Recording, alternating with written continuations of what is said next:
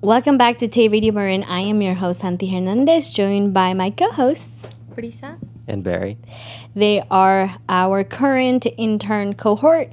And today we're going to be talking about back to school, are the differences from my time and their time right now, what they're experiencing, and some tips and suggestions for everyone and kind of like the struggle of a student. But before we get into that, I do want to start with an icebreaker question, and it's, what is your favorite subject in school? I really like math. Oh, really? Yeah, it can get a little difficult, especially with geometry. I don't know. I just really like doing graphs, and I don't know what's with numbers, but I like it personally. So yeah. I'd agree too. I think my favorite subject's also math. I mean, it was kind of forced onto me as an Asian person from a young age, but I think I still enjoy it. I just like problem solving in general, I think. Nice. I what's my favorite? I love art. Anything art related, I really enjoyed, and I loved the English part, like any of the English literature or any of that, because it helped my English, and I always learned a little bit more about grammar and stuff, especially as a I don't know if that has anything to do with it, but as a non English speaker, like as my first language, definitely taking those classes has helped me a lot to understand some things and stuff like that. So that's my favorite subject. But yeah, I wanted to talk about what what do you see that is different from your school experience right now to your upcoming classmates. That could be like freshmen. Do you guys see any differences? Because I know you're a senior. Right, in senior year. Senior, and you're a Senior. Senior. So from when you were a freshman or from when you were in middle school, have you seen any changes?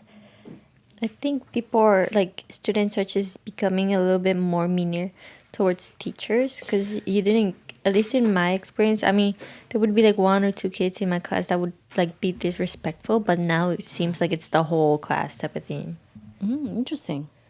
I think, honestly, I kind of feel like the opposite way. I feel like it's becoming like maybe slightly less meaner to the teachers, but maybe more mean to each other is the thing I'd say. Because now that Really? people are more familiar with each other, there's more like leeway to do things with your friends that you probably wouldn't feel as comfortable like with you when you were more unfamiliar with them as a freshman. Yeah, it's kind of funny because for me, on my freshman year, I remember like every day somebody would like ring the fire alarm, and they don't do that anymore, like the new freshmen stuff like that. But I do see that they're getting like more, like in my school personally, they're getting a little bit more ruder towards like teachers, and it's more like just because you're teaching, I don't know, unity and stuff like that. But you kind of like have to understand that at the end of the day, teachers can shape your life in a drastic way, and it's just, yeah, that I don't think they really understand that. Yeah, interesting. Well, for me, I was going to talk more about technology. I think for when I was in school, especially being not freshman, in elementary and middle school, we had technology, it was a little different. But now I know certain schools provide you with Chromebooks that you take at home or is with you all the time. And a lot of the technology, before I think you could only get technology at home, but now schools are more into things involving the computer, including with like younger generations. That is something that I see very common. That was very different from when I grew up. I think there's pros and cons to that.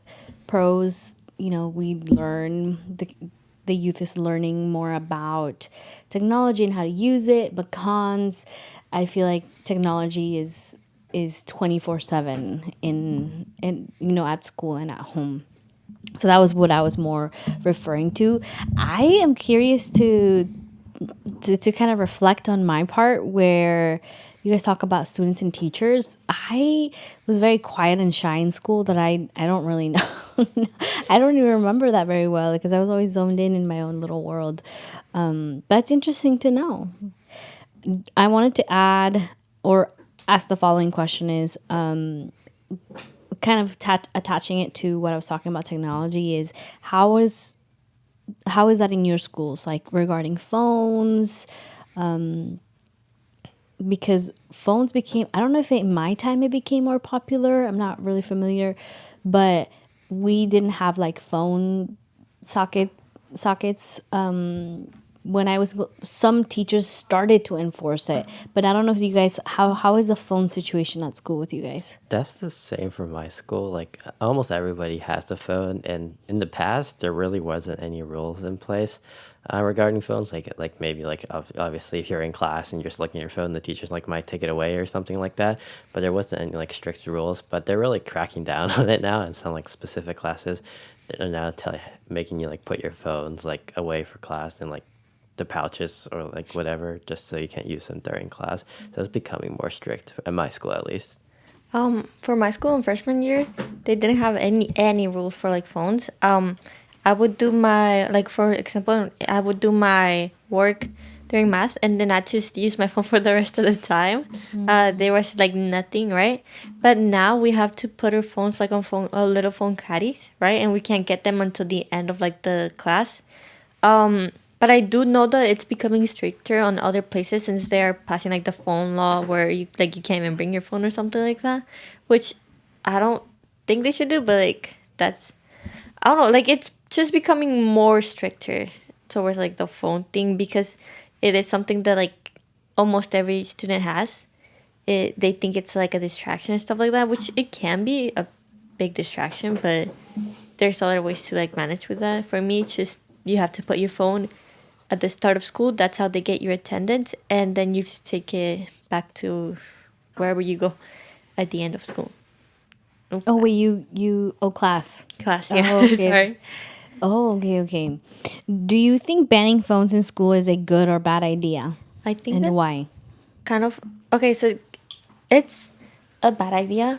Okay, for me, I don't agree with having your phone in class or using your phone anymore because you don't really learn, right? I think that they can be a distraction, but I think it's more like for security reasons that you should be able to have your phone. You shouldn't be able to use it during class, but you should be able to have your phone in case there's an emergency, because there's many things that could happen that could go on, right? Also, at the end of the day, like the school doesn't pay for your phone. It's not their property, so why are they taking away your phone? If you wouldn't take it to an adult, why would you take it to a kid? Like, why would you take their phone of a kid when it's their property? You know. So I think it's maybe not the rightest move. I think if like you had to put it on a caddy or something like that or away in your backpack, that's okay. But I don't think they should like full on take it and give it to you at the end of the day. That's like a little too much. Yeah, I definitely agree. Like, especially during an emergency, if your phone gets taken away at school and there's something like happening there, there's just without your phone, there's not really a way of contacting other people. And it's unrealistic for there to be a good way for like a school with like thousands of students, let's say, for all students to have some way other than their phone to reach like their families, say, for example. And so, yeah, I agree. I think taking your phones away completely is probably overstepping, I think. But at the same time, like Briza said, there does need to be probably some regulations in place regarding phone use so that it's not a distraction during classes. Yeah. I would like to add also that there are many instances where people just like, for me, example, right? On my sophomore year, things just were not looking good for me. There were times that I like had to literally like leave class. Like I was crying at that point, so I like had to call my mom, and she had to come pick me up. It was like 2 times, right? Because you can get like stressed a lot, right? And if you don't have your phone, how are you gonna call your parents? Another thing is like there are many kids who like their parents have to come for them and all that, and they have to call their parents, contact them. Or if it's lunchtime and you want to like meet with your friends, how are you gonna contact your friends if you don't have your phone? How do you see the role of technology, like tablets, online classes, and AI changing the way students learned compared to older generations? I think it's definitely probably made it easier, I think. But So just to elaborate, so like, for example, all research, like I used to know during older generations, like my teachers sometimes talk about the way they were conducting research, just like reading books, like physically reading books and things. But most research for all kinds of classes can now be done online with like Google and things like that.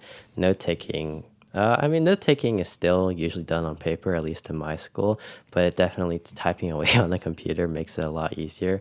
And especially AI. AI is really just kind of a cheat code for some students, kind of have started abusing a lot because it requires little to no effort on their own parts, and the AI will do most of the work or all of the work for them practically. It's both good and bad because again, like he said, like Barry said, it makes it a little bit more accessible, right? Because like some people don't have like you do extracurriculars and stuff like that, and you don't really have the time to like go ahead and read every single book until you find whatever you're looking for, right? But at the same time, like you should at least know some part of like what you're looking for, at least a little bit, right? Because it's very easy to forget like how to do equations and stuff like that if you're just searching them up on ChatGPT or something. Also, like I don't think chat like AI. I was gonna say ChatGPT, but that's AI. Should be like kind of like used for that, just because it does have a lot of effects on the earth and everything. But I mean, it could have been like a good thing. It just feels like it's going towards the wrong direction more, right? But it does make it like a little more accessible for students like Google and stuff like that. But it's like kind of 50-50 because we don't like it's really easy to cheat, right? But it's also like really helpful when you're like generally don't know anything like about a subject. Just to add to that, I definitely agree with that. I think like for a lot of students, AI has become kind of like a crutch, sort of, so that they're almost like even dependent on it, so that they struggle probably without it, especially when it comes to things like, for example, writing essays, solving math problems, things like that, in a setting where they would not be able to use AI. Also, it's making it a little bit difficult for like teachers to know what is AI and what isn't. Like for essays, I see a lot like online that many people are like really mad because like they took their time writing an essay, and then the teachers think it's like AI and literally like fail them. Yeah. And like you know, it just makes it a little bit like more difficult for the students and the teachers on that part, on the essay writing part. Yeah, you guys have really, really great points. I think that AI is very new for all generations in a way, except like the ones that are like little kids. But I'm curious to know that because we did an experiment with I don't remember who we did it with, but we wanted to know how schools and mainly teachers would say that's AI and that's not AI. And so there's these softwares that you can use that kind of tell you if something is written by AI or if it's written by a person. So we did one and we literally just copied and pasted from ChatGPT to that software, and they told us like this is AI. And then we did another one where we did half AI, half us writing, and it completely said this is all this is AI. We did another one and it said it was AI and we wrote it, and then we did another one where it said it's this is not AI. So it's interesting to know how like exactly with the example that you gave. Let's say someone wrote something really took the time. How do you know that is AI and how do you know it's not AI, right? At the same time, I worry, at least for me, I worry about what students learn because yes, ChatGPT helps you. It can give you all the answers and stuff, but how much are you actually learning? And later on in life, right, you're gonna need those skills, and you didn't develop them fully. So that is something that I've always been curious to see how students use AI. I think it can be a very, very great tool, but you have to know how to use it, because even though it's helping you get those good grades and writing those, papers and doing those crazy math problems, but when you have a situation where you need to apply those, that's where it gets tricky. Like how much do you actually know? But as AI continues to evolve over the rapidly the way it has, I want to know like how that would work. Like my brain even thinks just like predictions of like, oh, AI, we wouldn't be having a lot of teachers anymore. Like I feel like AI, there would be some type of like replacement in a way to learning certain things, especially online, like online classes. There's a lot of non-human contact anymore, which kind of freaks me out, because I'm a visual learner, and I like to talk to people, even though I'm really I was shy at school, but I like the one-on-ones to be able to talk to someone. Anything you guys want to add to that before we move on to like the education system and college prep and all of that? I mean, yeah, I think I just pretty much, yeah, I agree with that definitely too. Like, I think I personally also learn better when I'm talking or learning like in person, like face to face with another actual like human being compared to like online classes. I think really just a human to human interaction. I'm not particularly like an extroverted person either, but like at the same time, I think that human interaction is still very beneficial to me in my learning experience. And I think like having it being taken away would not, I don't think would probably leave a negative impact on my learning. Yeah, not having a human interaction can mess up with the development of children specifically, like mainly. Also, it messes up with like adults and everything, but like mainly specifically with children, because like how are you gonna learn to control your emotions? How are you gonna learn to talk to people? Because that you have to talk to people whether you like it or not eventually, right? How are you like just gonna manage a bunch of things if you never really interacted to like more intimately with another person? Yeah, that's a huge one too. The lack of human interaction we have really affects later on in life, specifically when you're like going to college or a job. Sometimes you don't know how to interact with people. I've seen that many times, and it's usually because they've been locked in technology, right? So technology is a great tool, but if you don't know how to use it, it can definitely hurt you rather than push you forward. I wanted to ask you a curious question. Like, how does the U.S. education system differ from Mexico? Okay, so I studied for a year on what's it called, middle school, right, in Mexico, and I also did a year of middle school here. Then I skipped a year, but okay, I feel like in Mexico it's more okay. So you're not allowed to bring your phone. Like if they see it, they will, like at least in my where I was going, if they like saw your phone at all, like even at lunch or anything, they would take it away and they might give it to you the next day, but your parents have to come. Or if it's like there's points where if you like keep on bringing it, they will literally just like stay with it. Like they would just not give it to you, right? So obviously most people like either hid their phones all the way under their bag and did not get it out until like the full end of school, or they would just not bring it. What I would do, I would leave it at the office, because you can also do that, right? There was more like the whole classroom, because you don't really have to move from class to class. Like you just stay on one class, one teacher, and everything. There was more. It felt like more intimate. Like you would have like you would be friends with everybody. You would know everybody from your class. Like the whole class. It felt like the whole class was like a group of like full friends, right? Which I really liked, because it was like it felt more nice. Like if like you had like there was no way you didn't have friends unless you were like completely just did not want to talk to people.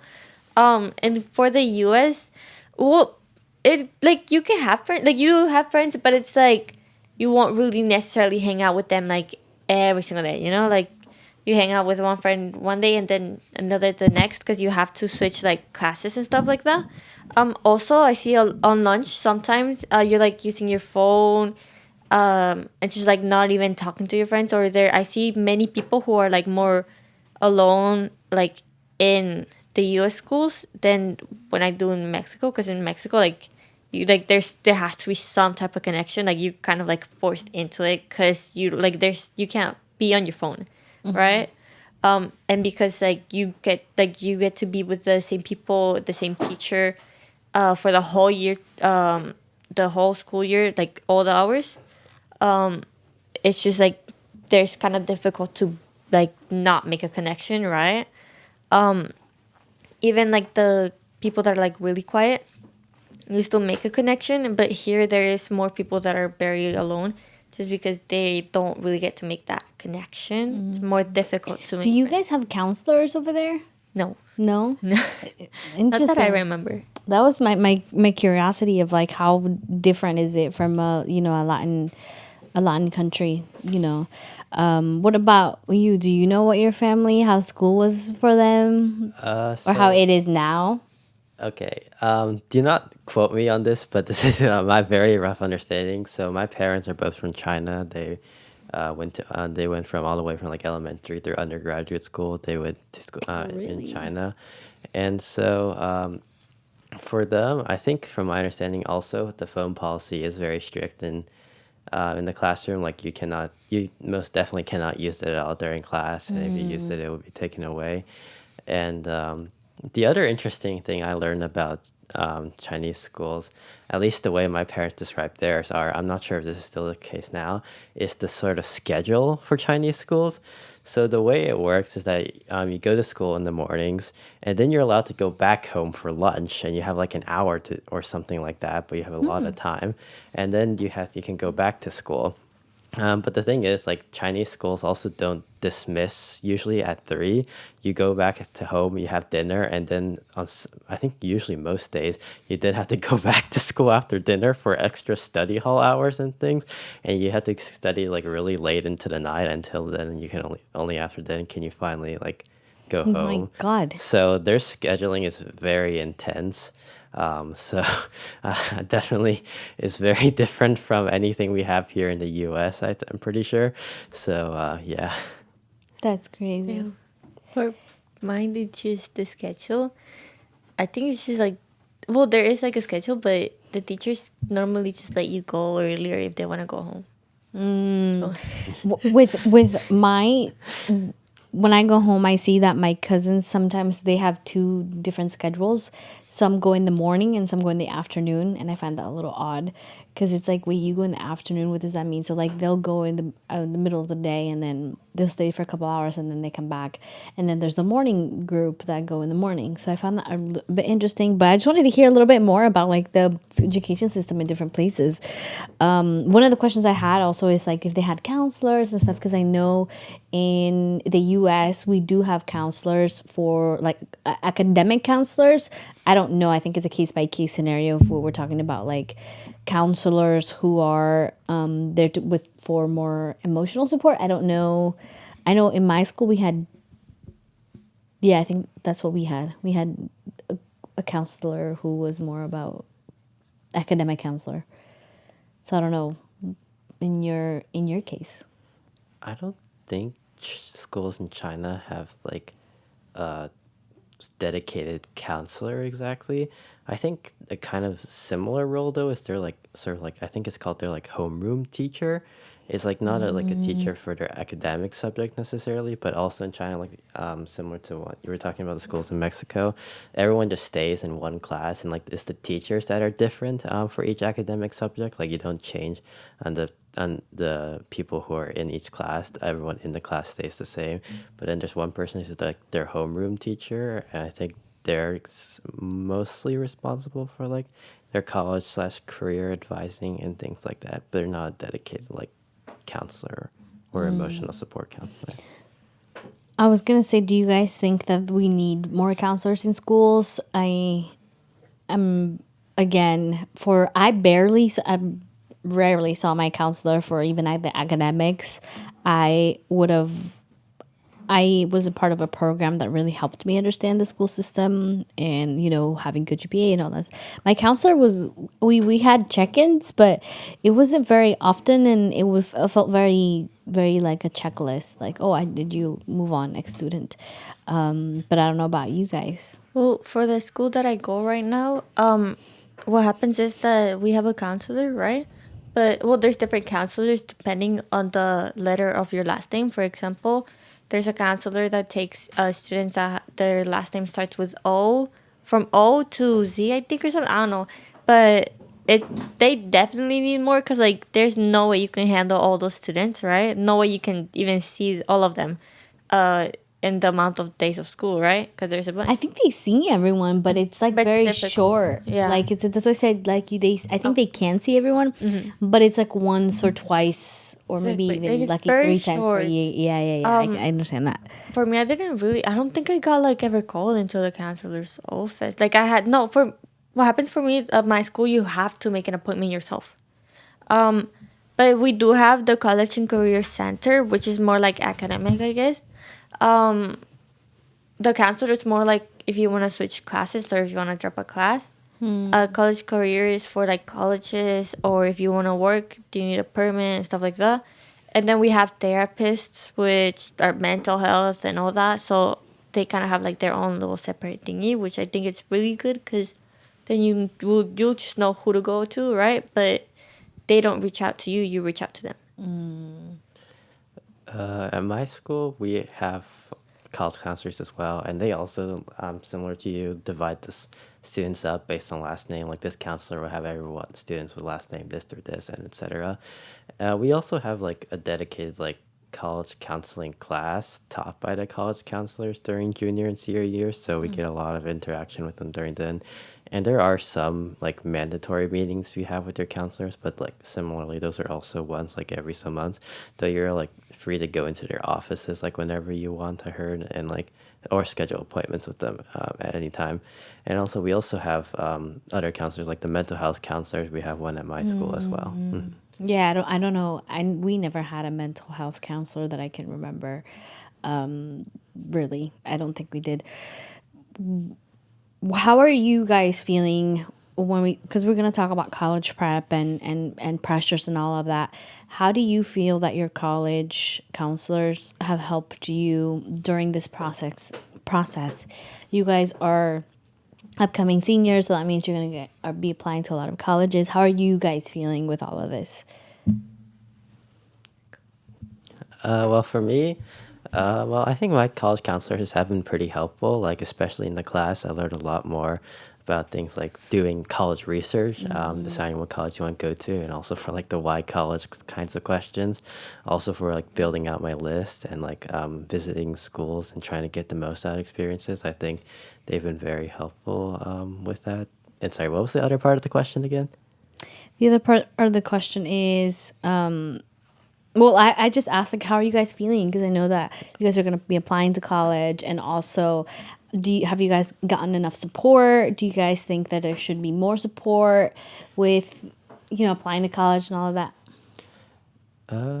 So just continue from there. I think I personally, I mean, I don't think it's possible not to feel slightly stressed about like the college applications, but as far as overall goes, I'm feeling all right, especially with the support I received from my college counselors. I think they have been incredibly supportive and definitely have made the experience of applying to college a lot easier.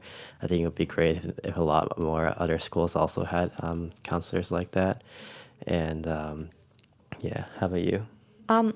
Well, I feel like I've been helped, to be honest, more by I've had more help from my friends than I've really had from my counselors. There's definitely things out there to like help you, right? There's like many things, but you have to find them yourself. Like you don't really know about them. Like if you can't find them, then there's not really much. Yeah, I was gonna add. Sorry to interrupt. That I don't know if there's a difference between because you go to a private school, a private and a public school when it comes to all of these resources. Yeah, but anyway, I just wanted to add that. But continue. There's a bunch of help. You just gotta like look around. Like mainly when people come to like what's it called? Like groups come to like show what their groups are for and like extracurriculars and stuff like that. Because the teachers won't really like the counselors won't really let you know unless you like really like pay attention. But if you have friends, like you'll definitely get something. For the college thing.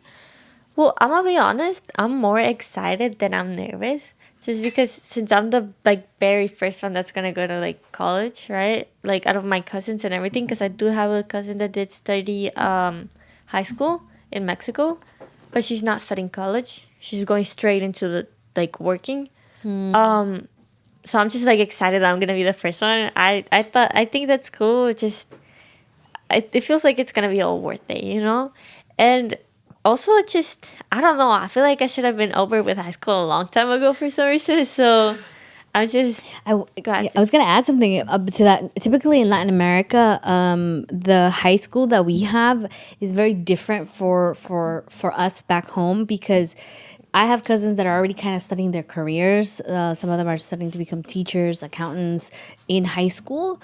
But we have our high school. We have nothing like that. We then go into college, and for my cousins back home, a lot of them are like, "Oh, I already graduated. And I'm a teacher. Like I can teach with this."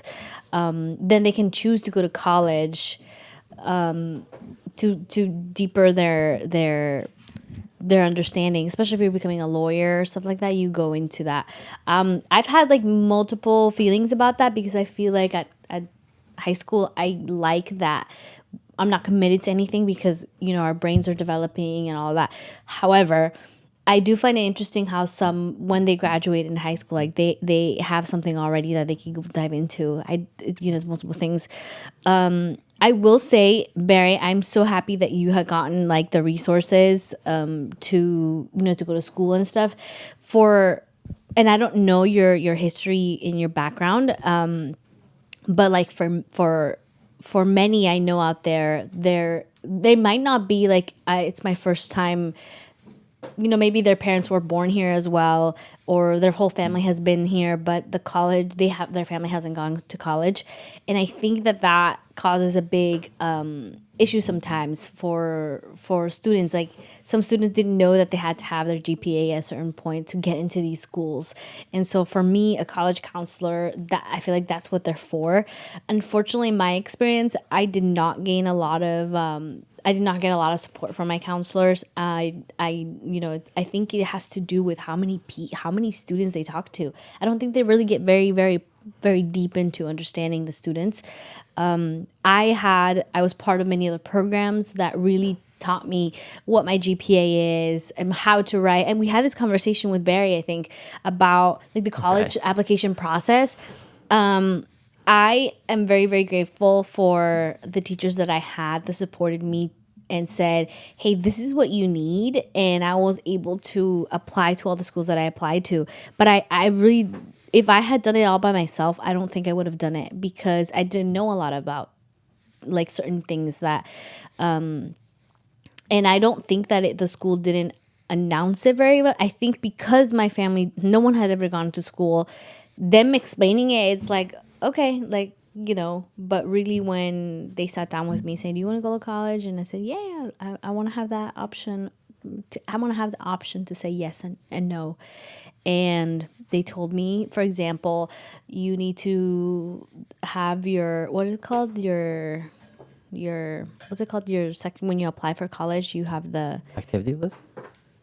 you mentioned activity list, and then you have The hours thing? no, your Family your information? prompts, the what's it called? Supplemental essay? I say? Yeah, your essays that you're doing. Like I had no idea about that, and I got support to write it and stuff. But so for those who don't know, like, don't leave your college applications last minute because it's not just signing your name, your GPA. Like, so much goes into it. And even for like FAFSA, like I didn't know what that was, and for scholarships and stuff like that. I really hope and that it's different your experience from mine, that you guys actually got those resources, because if I did it by myself, like I said, I would have been very, very lost. But with that said, like, how are you guys doing with school? Have you guys started looking? How have you looked, or how have you chosen the schools you want to go to? And then we can bring in some of the conversation that Barry and I had last Wednesday about this conversation. I started relatively early this summer, so I think that was probably the good decision. Like I started drafting my essays, doing my activity list, thinking like that, doing all of that at a pretty early on. So I think that was probably a good idea. Definitely, it was advised by her counselors to get us started as soon as possible. So definitely, I agree with what you said. Not saving it to the last minute is definitely really key to that. And uh, I'll say that I think one of the hardest parts also in of itself, and really it's not at least for me deciding to the last moment, is what colleges to apply to in the first place. Usually by me it's probably like whatever area I'm interested in. That's kind of what I've been going off of.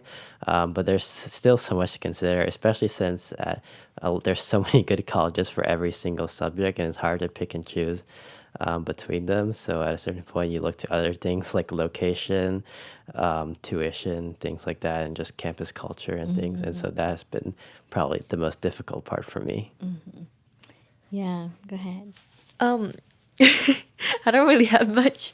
I mean, I've joined a lot of clubs, do sports, I've worked, right? I have that, but I haven't really started my essays because I didn't know I was supposed to until recently. I still don't know what I'm supposed to talk about, but I'm just now getting help from this program called Huckleberry. Um, Also, I wanted to I've always wanted to since I was little, I was like, well, not little because I didn't know about New York and all that stuff, but I think the start of high school, I was like, oh, I want to go to NYU, right? I don't think that's gonna be possible because that's gonna take I'll get more financial help if I stay in California. So now I just gotta think of a whole new college thing. I'm thinking maybe San Francisco or something. But I don't know. We'll see what happens. So I'm recently getting help. I do have activities and all that stuff. I think that's good for colleges.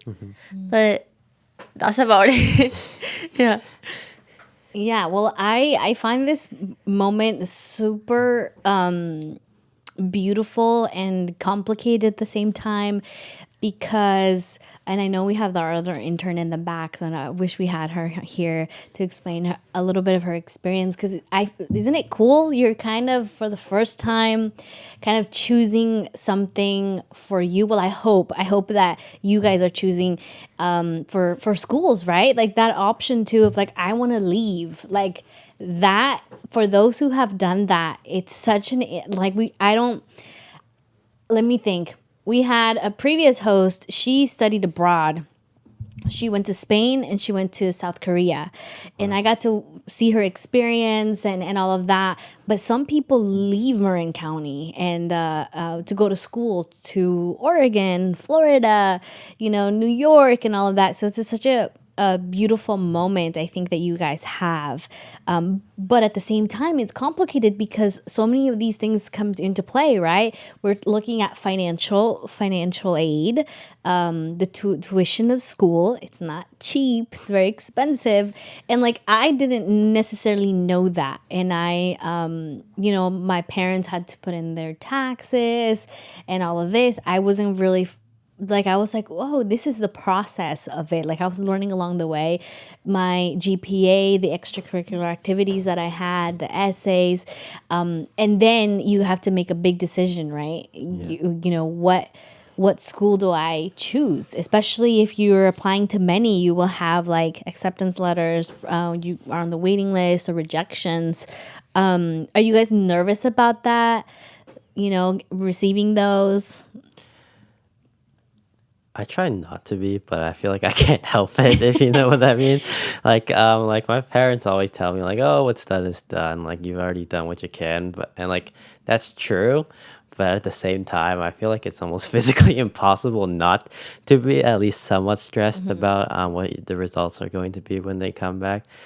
But I mean, that's still in the future. So at the moment, at least, it's still not really big on my mind, but definitely I think as the hear back day comes closer and closer, I think it probably will be a more probably stressful experience.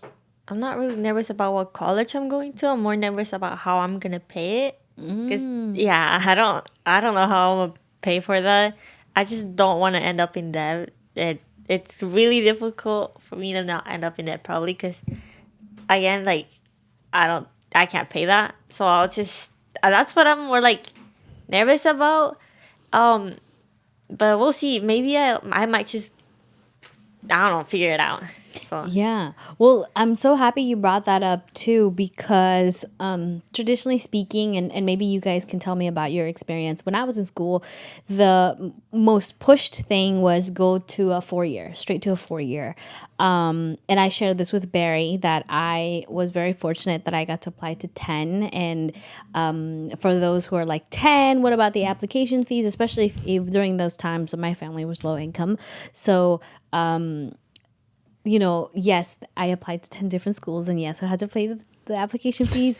But when you make connections, I think that's a very important part that you also added on here, that ask around, because I was very fortunate to have a lot of programs that paid for those application fees. So my family did not necessarily have to pay all of that. I was part of AVID, so we were required to apply to many different schools. So I applied to 10. I did not choose to go to any of the 4 year. I applied to privates. I applied to CSUs. What's the other one? CSUs. you see or something? I don't Trade know. schools? No. I blinked. But anyway, I applied to all of that. However, I chose to go to COM, and yes, I got so many good financial aid in certain ones. The privates very low, as usual, but the other ones I did well. I ended up going to College Marin because I really was indecisive about my career choice. And I felt unfair. This is my mindset that I had. I felt unfair committing to a 4 year, knowing that I wasn't sure if I really wanted to go to school, and I thought that the money that they were giving me for financial aid, it was going to be wasted because someone else who actually really needed that and knew what they wanted wouldn't be getting it because I would be getting it. So I talked to my counselors and people that I had, and they said, "Hey, community college is not a bad option." And they talked to me about saving money and a different route. And so I wish I knew that ahead of time as well, but again, I wanted to give myself that option to say yes to a 4 year and no to a 4 year, rather than they're telling me no because I can't completely. I wanted that choice. So I wanted to know with you guys, is it still the same? Is 4 year really pushed on, or have they talked to you guys more about options? Because there is trade schools, there is people who go straight to work as well. There's different options. I don't think there's any sort of direct pressure so much. Like, there's nobody telling you, hey, you got to go to a 4 year. At least not in my experience. You got to go to a 4 year college, otherwise you won't succeed in life. There's not really anything like that. I think there might be a little like indirect pressure though. Like if you see everybody else around you going to a 4 year college or university, you might feel slightly pressured to do the same as them and not like stand out by going to, like you said, maybe a community college or another path. In my personal experience, I haven't received.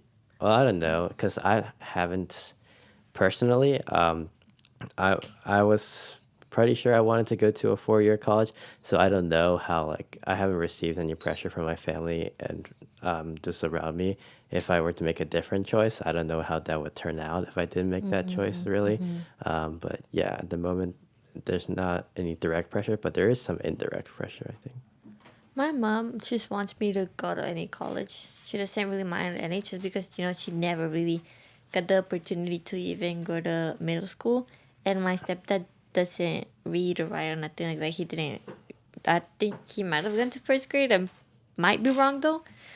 So they hear college and that's all they really care about. Like they don't mind wherever I go. I could go to community college. They don't really mind as long as it's like I do something. Yeah. Yeah.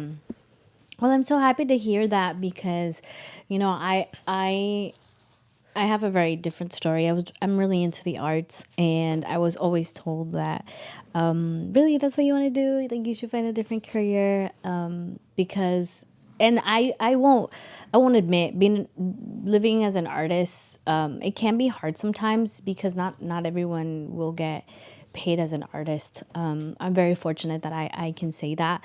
But I see where they were coming from, because as an artist, it is hard. However, that I did feel that if I chose art, I was gonna fail in life in school.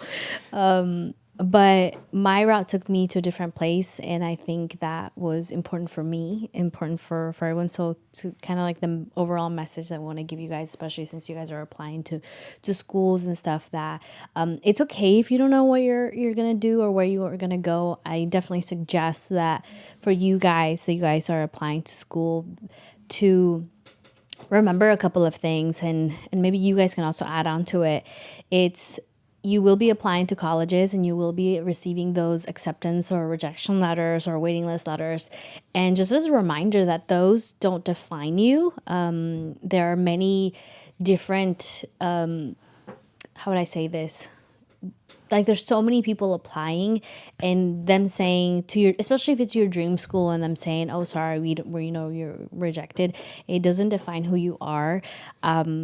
Sometimes it's just not meant to be. And what I mean by that is, it's a great opportunity for when you guys are if you guys get the opportunity to talk to the college reps, to also interview the college reps. Reminder that you are investing money into your education and paying the school a lot of money. So like, make sure that you it's a good school for you, and that school like has what you need in order for you to succeed. So it's a huge suggestion for all of you to make sure to ask the questions and not just let them interview you. And I think that a lot of students don't know that. And when it comes to financial aid, same thing. There's a lot of resources that you guys can go to. Huckleberry is one. You can even go to College of Marin and ask for resources. And then, do you know any other programs? Questbridge. Avid.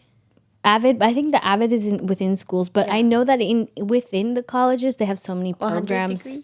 10,000 degrees. Yeah. They have a lot of scholarship opportunities too. So for sure that all of you guys definitely need to do some research on your part, so that you guys can get some support. I always kind of like assumed school was very different, but yeah, we do have to pay for it. Your parents have to pay for it at times. So do your part as well to find scholarships. And you never know. There's different scholarships for different people. I know that there's scholarship for first gen. There's scholarship for, being in mathematics and science, in arts and in English, right? So there's so many scholarships that you guys can go out and apply to. That would be one of my biggest advice in that way. What about you guys, when in your experience right now, to like, let's say a junior that's coming up or a sophomore, what would you say to them? Just try. Yeah, I mean, if you don't do your work, then my teacher, one of my ex teachers, she's not my teacher anymore, but God bless her, Miss Berhiki. She's literally so nice. But anyways, she told us today that she was once told that it's not really difficult to pass the class. You can, even if you get something wrong and you still turn it in, you'll get from a C to a B. Like, you can pass if you just try, even if it's a little, right? If you just turn in your work, even if it's wrong, you'll still get points. The only problem is when you don't turn your work in, that you fail the classes. Yeah, I agree with that. We continue. Kind of on a similar note, I think one thing that my parents have always told me is just to, they told me in Mandarin, but I guess kind of like an English translation, is just like really to leave your best self out there, so that you won't regret anything once the time passes and you look back at it. And so it's really like, at the end of the day, if I'm like, in terms of college applications, if I'm just putting my best self out there for the colleges to see, they can make their decisions, whether it's like acceptance or rejection or anything like that. As long as I put your best self out there, you'll be satisfied with where you are, and the rejection will not hurt, but the acceptance will be very satisfactory. Yeah, I can agree with that. We forgot to totally talk about this, and it kind of connects with what you said about living your best self. Is having a great relationship with your teachers would be a big advice that I have for students, because some of the colleges will ask for a letter of recommendation, and you have to go to your teachers at times to ask them about these. So building a good relationship with them is key. And you mentioned about like students not being respectful to teachers. In the long run, it's kind of awkward if you've been really rude to a teacher and say, "Hey, can you write me a letter of reg?" So I suggest that you guys build good relationships. And what I mean is they don't need to know your favorite color or stuff, but exactly what you said. Briza, that you might be getting, you might gotten a C on a test, or in your homework, and you go to them and say, "Hey, I really don't understand this," and they walk you through it, and they can see you're wanting to improve, and that is something that can be very useful for you guys when you guys are getting a letter of recommendations, and also being being connected in a way with other teachers as well. Helping out is a great way. I'm trying to think who wrote my letter of recommendation. I don't remember. And then you asked the question that I would love to tie in, kind of like wrapping this up, is, and many of you guys might have the same question, is what do I write on my letter? Oh, not my letter, on my essays, and just think one of the exercises that I would recommend is go into your memory of school and find moments that have really inspired you or impacted you, or that made a huge change in you, and see and pull from those experiences, because there's so many people applying to colleges, and you have to be the one that's authentic and real. And so the best way that I can say is really looking at the experiences you've had in school. And it can even be in your personal life at home. Like those teach you a lot. Like those don't think just happen accidentally. So anyway, do you guys have any recommendations that you want to add before we wrap this up? Kind of connecting to the teacher ones. My parents are always telling me, in order to build a good relationship with my teacher, to just go visit them during office hours. Like even if I don't have any like questions to ask them about, like maybe just like ask them follow questions, even if I know the answer. And also learning more about their own personal lives as well, so that you can build like a stronger relationship than just a classroom one with them. And so they can also know more about you when they're writing their letter recommendation for you. Absolutely. And even just saying hi and Yeah, smile when they walk by. definitely. Because you also want the teacher to write a letter of recommendation that's real, and like they actually know the student. Don't be a stranger. Yeah, don't be a stranger. And like I'm saying, you don't have to be the most perfect student raising your hand and getting everything right, because it's not all about that. Especially when you guys are taking tests and you get a D or you get a C. I know that feeling. It's awful. Like you feel like, oh man, I should have done better.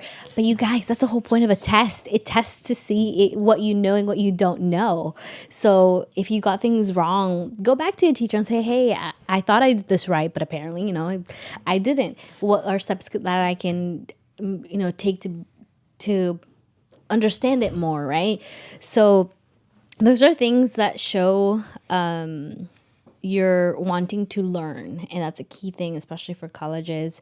And when it comes to extracurricular activities that we didn't touch on as well, I was always I don't know about you guys, but I was always encouraged to do a sport. Were you guys told to do that?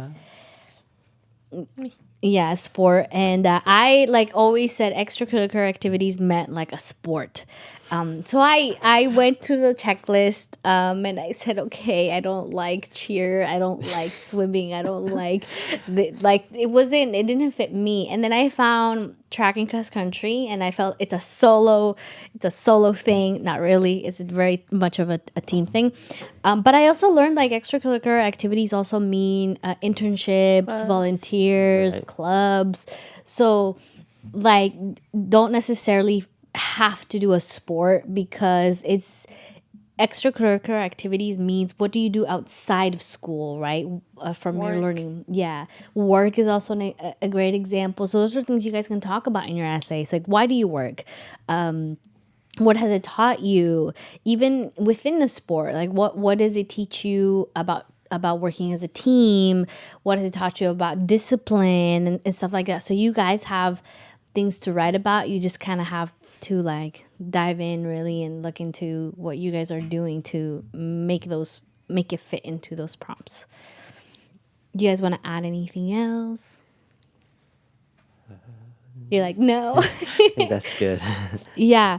Well, my last question is, if you could change one thing about how schools prepare students for life after college, what would it be? Show us how to like go into the like real world or something. Like How to pay taxes. yeah, exactly. How to do your rent, how to manage your money. How does mortgage work? Exactly. Like how to not get into that. Yeah. Yeah, I will say this is one of my biggest problems with our education system is, yes, they teach you take math, take science, all of this, and they teach us how to, if you don't turn things in on time or, all of that, but they don't teach us the actual life skills that we need after.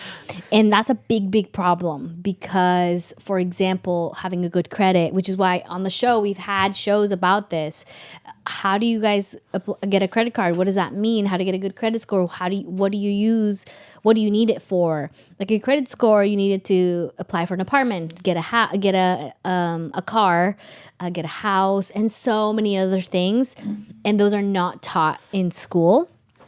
You want to add something? I see your brain. I was just going to ask you, like, when did you learn about those things, if not from school? Okay, this is a great question, and I can go on and on about this, but my family is a family of entrepreneurs, and so I basically grew up with my mom and dad learning all of this, and they would talk a lot about business and money, and, so that...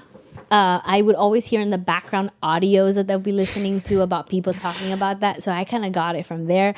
And then I did my own research. I read books. I read books on how to manage your money, and all of that, like self-help books that really helped me growing up.